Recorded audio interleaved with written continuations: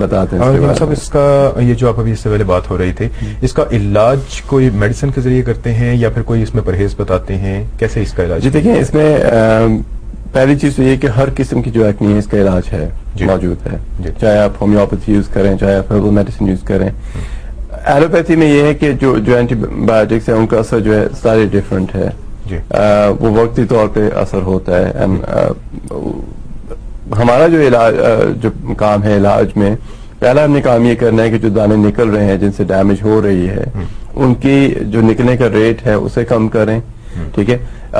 اور most importantly اگر ہم بند نہیں کر سکتے تو کم ضرور کریں. تو جو تبدیلیاں ضروری ہیں دانے کم کرنے کے لیے، کیلما سے کم کرنے کے لیے، وہ ہم نے پہلے بتانی ہے. اس کے بعد ہوتا ہے کہ جو دانے اگر ایک ہی جگہ پہ بار بار دانا نکل رہا ہے، کیل نکل رہے ہیں، وہاں سے نکل رہے ہیں، تو وہ جو جلد ہے وہ متاثر ہوگی. ٹھیک ہے. اب اس میں ہے کہ لوگ بہت جلد بازی کرتے ہیں علاج میں، طرح طرح کی کریمیں، لوشن وغیرہ، بلیچنگ کریم، یہ وہ بڑی ربش استعمال کرتے ہیں. تو اس سے ہوتا ہے کہ وہ جو تکلیف جو وہ چونکہ اندرونی پرابلم ہوتی ہے، لگانے سے یہ نہیں ٹھیک ہوتی. کلینزنگ وغیرہ آپ کر سکتے ہیں، صفائی کر سکتے ہیں، ہائیجین کا خیال رکھ سکتے ہیں، بٹ جو پرابلم ہے یہ انٹرنل ہے. اگر آپ فرض کریں نوجوان بچہ یا بچی ہے تو اس کے جسم میں جو تبدیلیاں ہو رہی ہیں، ہارمونل چینجز ہو رہی ہیں، اس کی وجہ سے دانے نکل رہے ہیں. اب اس میں سرٹن چیزیں ہیں جو کہ آپ اوائڈ کر رہے ہیں، سرٹن چیزیں آپ کر رہے ہیں تو آپ کی باڈی کو آپ اسسٹ کر رہے ہیں، آپ ہیلپ کر رہے ہیں تاکہ یہ تکلیف کم آپ کو محسوس ہو. ٹھیک ہے. اب یہ جو کریمیں وغیرہ لگائی جاتی ہیں، لوشن وغیرہ، یہ بے شمار چیزیں ہیں جو مارکیٹ میں ہیں. Millions and millions of pound لوگ خرچ کرتے ہیں اس پہ. اس سے ہوتا ہے کہ اتنی شدید کیمیکلز ہوتی ہیں کہ اسکن جو وہ کالی پڑنی شروع ہو جاتی ہے، جلنی شروع ہو جاتی ہے باقاعدہ. تو یہ چیز جو ہے اسے اوائڈ کرنا چاہیے. اور یہ ایک اور کانسیپٹ ہم نے دیکھا خاص کر بچوں میں یہ چیز دیکھی ہے کہ اگر فرض کریں کہ ایک لوشن ہے یا ایک کریم ہے، وہ اس سے ایک بچے کو آرام آیا ہے یا ایک مریض کو آرام آیا ہے، تو ضروری نہیں کہ وہ دوسرے کو فائدہ دے، اس کو الٹا نقصان ہو سکتا ہے. ایک ہی گھر کے بہن بھائی ایک سیم کریم وہ یوز نہیں کر سکتے، اسکن ڈفرنٹ ہوتی ہے، تو اس کے مطابق یہ. تو علاج جو ہے اس میں آئی تھنک جو چینجز بتائے جائیں گے آگے جا کے، اگر یہ ماں باپ جو پروگرام دیکھ رہے ہیں اگر نوٹ کر لیں اور ان پہ عمل کروائیں بچوں کو، تو آئی تھنک ان شاء اللہ تعالیٰ کافی جو ہے کافی مسئلہ جو ہے وہ سلجھا سکتے ہیں. اچھا، آپ نے کہا کہ 12 سے 25 سال تک کی عمر میں ایکنی کا پرابلم ہوتا ہے، لیکن جو پیرنٹس ہیں وہ اس میں مدد کر سکتے ہیں، کیونکہ ظاہر ہے کہ بچہ پریشان ہوتا ہے، شیشے کے آگے کھڑا ہے اور یوں دیکھ رہا ہے، تو اس میں پیرنٹس کا رول پھر آ جاتا ہے. آئی تھنک پیرنٹس دیکھیں اس میں اس طرح میں بتاؤں کہ آج کل جس ہم سب اس چیز میں ہیں انوالوڈ ہیں کہ جس ایج میں ہم رہ رہے ہیں کہ وہ زمانے اب بہت کم ہو رہے ہیں کہ اگر کسی بچے کو پرابلم ہوتی فزیکل یا جسمانی کوئی پرابلم ہوتی تو ماں باپ سے پوچھے گا.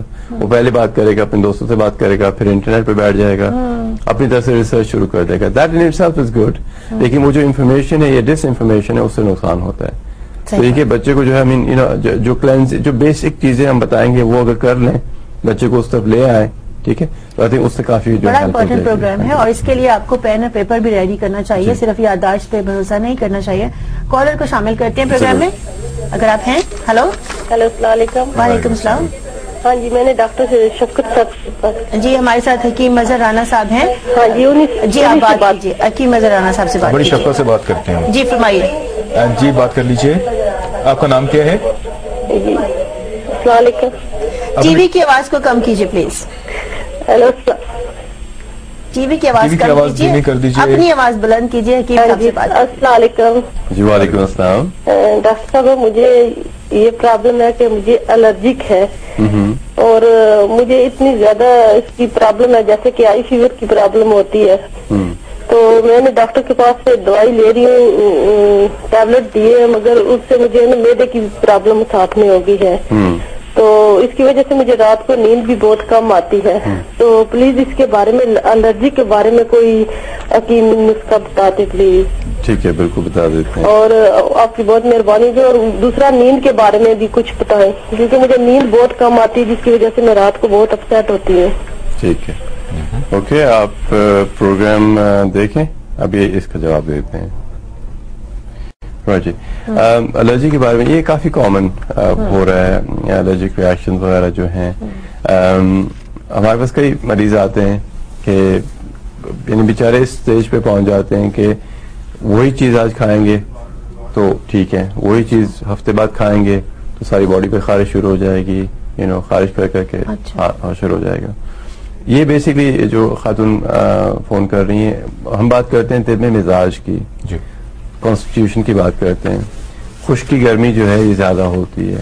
اب یہ جو نیند نہیں آ رہی، خارش ہو رہی ہے، الرجی وغیرہ ہو رہی ہے، شدید خشکی گرمی بڑھی ہوئی ہے، ان کے لیے میں تجویز کروں گا کہ نمبر 1 بکری کا دودھ یہ استعمال کریں.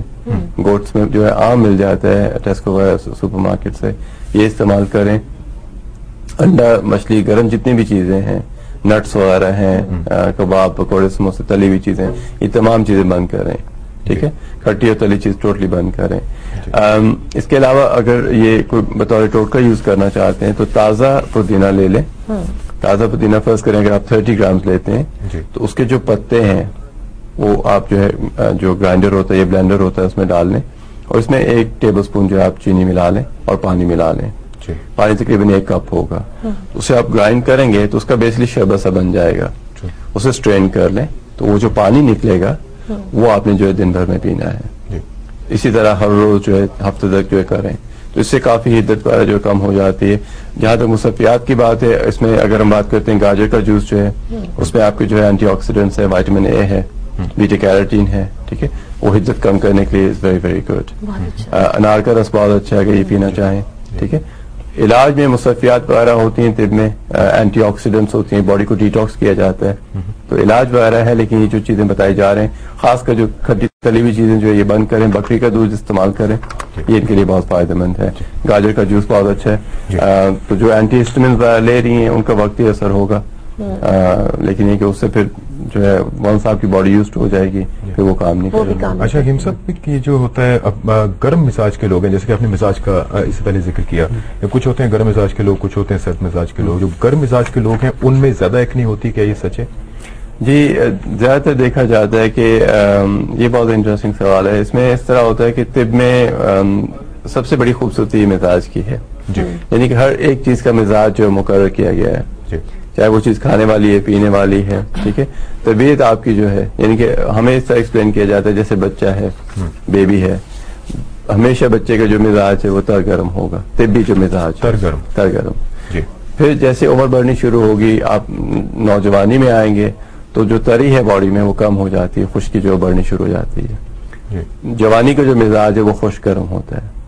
جب آپ مڈل ایج میں پہنچتے ہیں تو اکثر مزاج جو ہے وہ گرم خشک ہو جاتا ہے. ٹھیک ہے، جب آپ بڑھاپے میں آتے ہیں تو مزاج جو ہے وہ خشک سرد ہو جاتا ہے. یہ ایک امیزنگ، اگر آپ دیکھیں اس چیز کو، اگر آپ اپلائی کریں نا آن ایوری ڈے لائف، تو وہ جو لائف سائیکلز ہیں، جیسے وہ اس میں بے شمار ہزاروں کہاوتیں ہیں، اور پھر آپ انہیں لنک کرتے ہیں کہ جیسے بچے ہیں وہ خرگوش کی طرح تر گرم. اس سے سمجھایا جاتا ہے کہ جیسے ہماری جو طبیعت ہے وہ چینج ہوتی ہے. طب میں سب سے بڑی خوبصورتی ہے کہ جو آپ کا طبی مزاج ہے، عمر کے لحاظ سے، آکیپیشن، ٹھیک ہے، کہاں آپ رہتے ہیں، اس کے حساب سے آپ کا جو طبی مزاج ہے وہ آپ کی صحت ہے عمر کے لحاظ سے. تو اب اس سے کوئی بھی پرابلم. اچھا، پھر اس میں خوبصورتی یہ کہ جو امراض ہیں وہ بھی مزاج کے لحاظ سے ہیں. ہومیوپیتھی میں بھی یہی ہے، چائنیز بھی یہی کرتے ہیں، طب میں بھی یہی ہے کہ جو مختلف بیماریاں ہیں وہ ایک ہی مخصوص مزاج کے مریض کو ہو سکتی ہیں، کسی اور مزاج کے مریض کو نہیں ہو سکتی.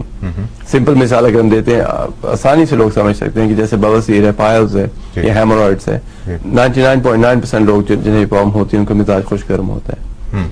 جیسے ابھی الرجی کی بات کر رہی ہیں، نیند نہیں آ رہی، آٹومیٹکلی ہمیں پتہ چل جاتا ہے کہ مریض کا مزاج کیا ہے. تو یہ بیماریاں جو ہے لنک کی جاتی ہیں مزاج کے ساتھ. ایلوپیتھی ایسا نہیں بتاتی؟ نہیں، وہ سمجھتے ہیں کہ یہ جو کانسیپٹ ہے مزاج کا، یہ کیا کہتے ہیں بہت پرانی چیز ہو چکی ہے. لیکن اگر یہ چیز پرانی ہو، اگر یہ چیز اپلائی نہ کرتی ہو تو ہم یہاں بیٹھ کے فرض کریں اگر ہمیں کوئی سعودی عربیہ سے فون کر رہا ہے تو یہاں بیٹھ کے تو اس کی جو کنڈیشن اور اس کی جو علامات سمجھ کے ہم ان کا مزاج جو ہے وہ ورک آؤٹ کر سکتے ہیں اور اس کے مطابق ڈائٹ جو چینج کر سکتے ہیں. اور اس سے جو ہے صرف ڈائٹ چینج کرنے سے مریض جو ہے وہ الحمدللہ بہتر محسوس کرتا ہے. بالکل ٹھیک بات. تو اگر وہ چیز ریالٹی میں نہ ہو، میں as a young person I won't be doing it, certainly no way. میں نے یہ چیز پریکٹیکلی دیکھی ہے for years and years and it just work.